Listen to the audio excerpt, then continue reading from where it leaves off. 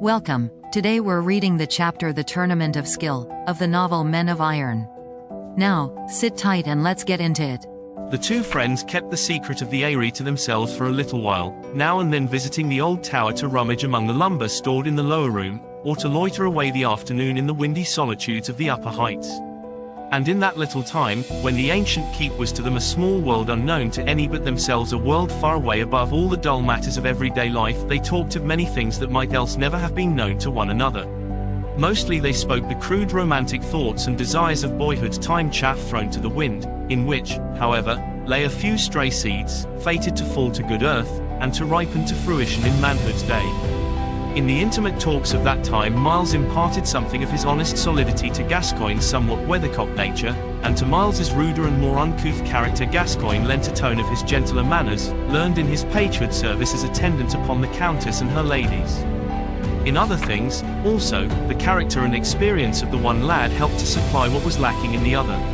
Miles was replete with old Latin gestures, fables, and sermons picked up during his school life, in those intervals of his more serious studies when Prior Edward had permitted him to browse in the greener pastures of the Gesta Romanorum and the Disciplina Clericalis of the monastery library, and Gascoigne was never weary of hearing him tell those marvelous stories culled from the crabbed Latin of the old manuscript volumes.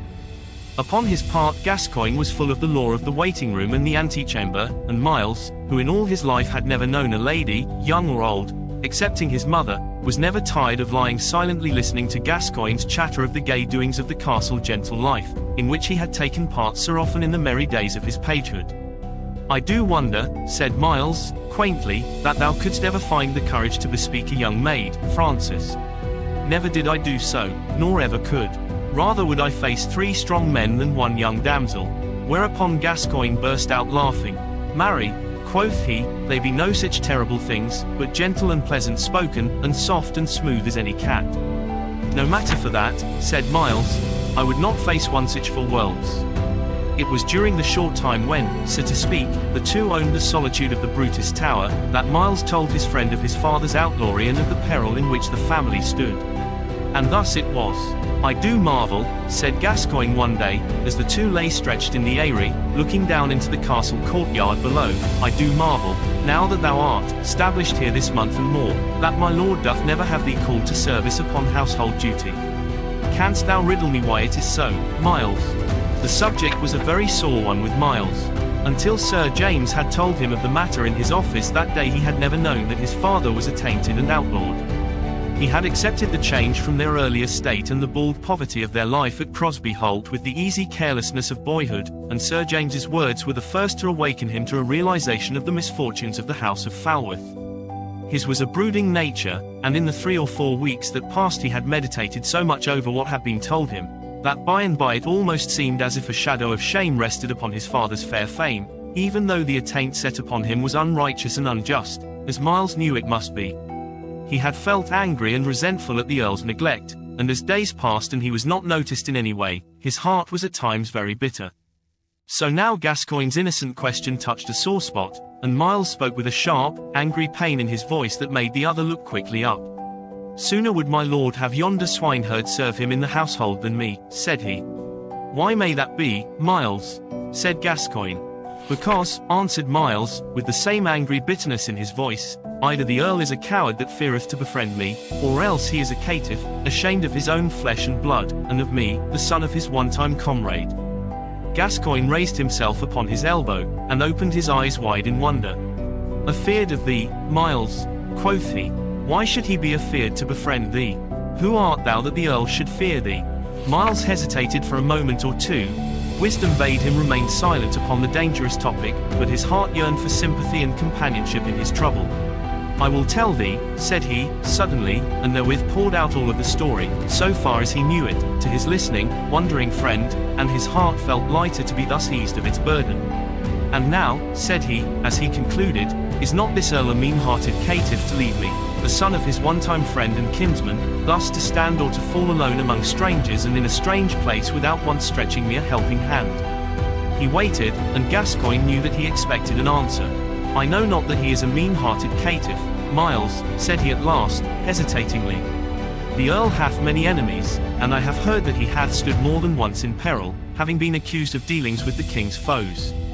He was cousin to the Earl of Kent, and I do remember hearing that he had a narrow escape at that time from ruin. There be more reasons than thou wottest of why he should not have dealings with thy father. I had not thought, said Miles, bitterly, after a little pause, that thou wouldst stand up for him and against me in this quarrel, Gascoigne. Him will I never forgive so long as I may live, and I had thought that thou wouldst have stood by me.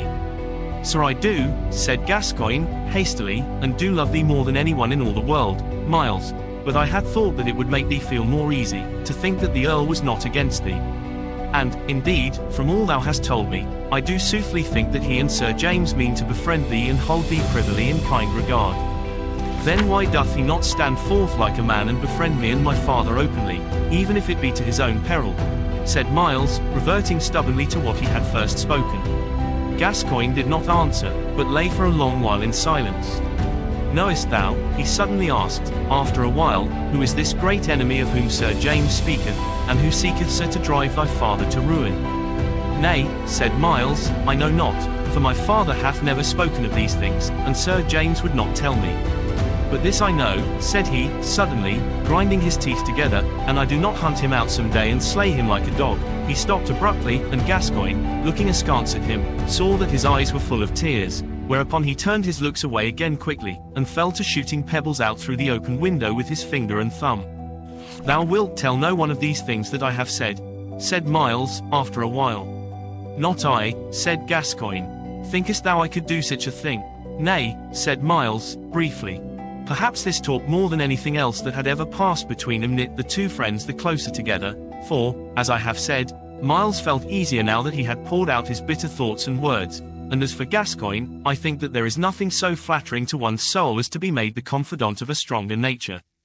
But the old tower served another purpose than that of a spot in which to pass away a few idle hours, or in which to indulge the confidences of friendship, for it was there that Miles gathered a backing of strength for resistance against the tyranny of the bachelors, and it is for that more than for any other reason that it has been told how they found the place and of what they did there, feeling secure against interruption.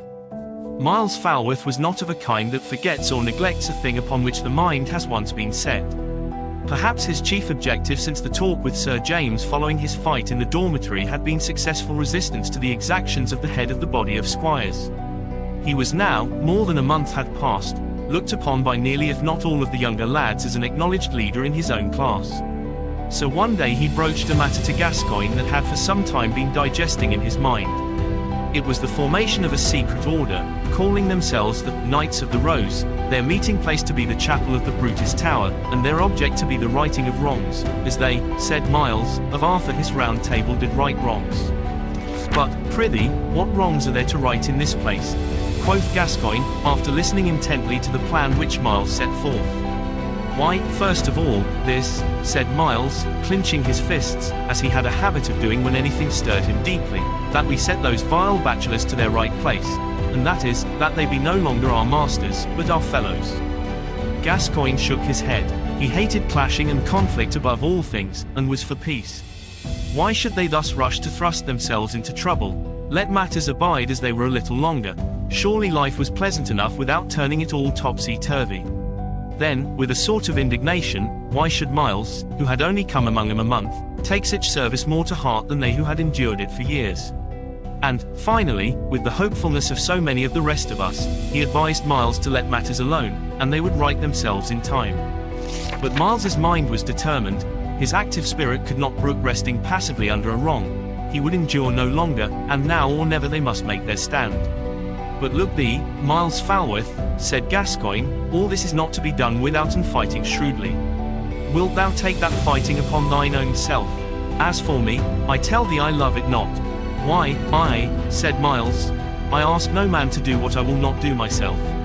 Gascoigne shrugged his shoulders. So be it, said he.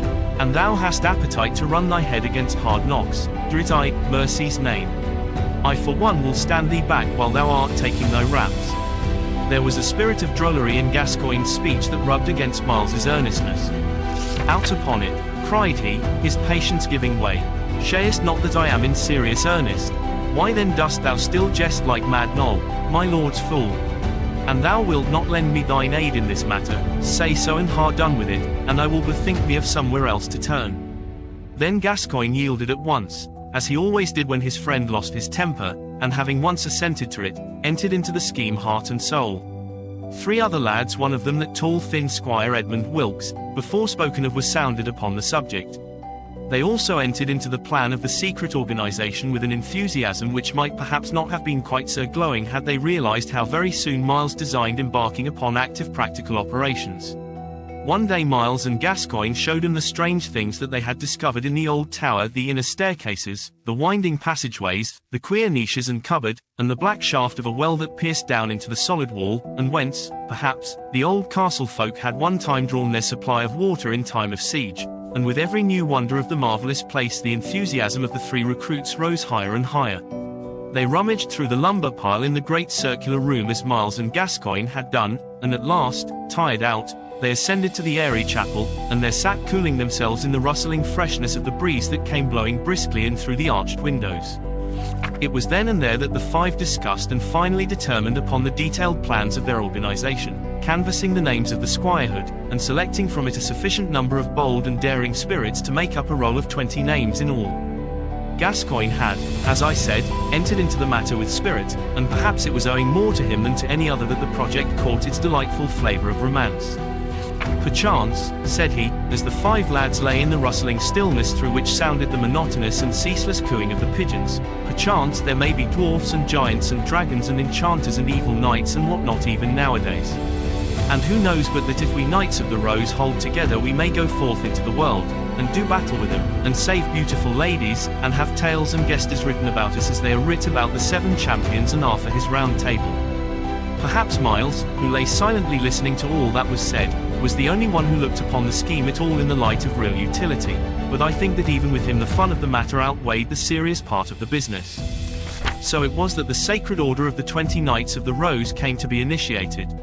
They appointed a code of secret passwords and countersigns which were very difficult to remember, and which were only used when they might excite the curiosity of the other and uninitiated boys by their mysterious sound. They elected Miles as their Grand High Commander, and held secret meetings in the ancient tower, where many mysteries were soberly enacted. Of course in a day or two all the body of squires knew nearly everything concerning the Knights of the Rose, and of their secret meetings in the old tower. The lucky 20 were the objects of envy of all not so fortunate as to be included in this number, and there was a marked air of secrecy about everything they did that appealed to every romantic notion of the youngsters looking on. What was the stormy outcome of it all is now presently to be told. Did you enjoy today's chapter of Men of Iron? Why not subscribe and ring the bell?